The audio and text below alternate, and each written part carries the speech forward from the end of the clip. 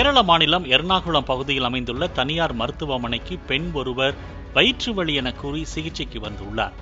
மருத்துவர் சிகிச்சை அளித்த போது சமீபத்தில் அந்த பெண் குழந்தை பெற்றது தெரிய வந்துள்ளது. இது குறித்து மருத்துவர் அந்த பெண்ணிடம் கேட்டபோது குழந்தை பெற்றதை ஒப்புக்கொண்டு அந்த குழந்தையை அரசு காப்பகத்தில் அளித்துவிட்டதாக கூறியுள்ளார். பெண்ணின் பேச்சில் சந்தேகம் எழுந்ததால் மருத்துவர் ரகசியமாக போலீசிற்கு தகவல் தெரிவித்துள்ளார். பின்னர் போலீசார் அந்த பெண்ணை விசாரித்த போது பல அதிர்ச்சி தகவல்கள் வெளிவந்துள்ளன.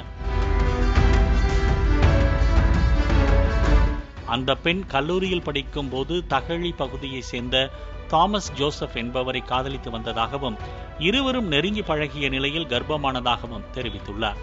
மேலும் கடந்த 7ஆம் தேதியன்று பெண்ணின் வீட்டிலேயே யாருக்கும் தெரியாமல் குழந்தையை பெற்று எடுத்ததாக போலீசிடம் கூறியுள்ளார். தகவல் அறிந்த காதலன் தாமஸ் பெண்ணின் வீட்டிற்கு வந்து நண்பர்களோடு சென்று குழந்தையை வீட்டின் அருகே உள்ள மணலில் புதைத்ததும் தெரிய வந்துள்ளது. இதைத் தொடர்ந்து போலீசார் சம்பவ இடத்திற்கு சென்று குழந்தையின் உடலை மீட்டு குழந்தை பிரேத பரிசோதனைக்கு அனுப்பி வைத்து காதலன் தாமஸை கைது செய்தனர்.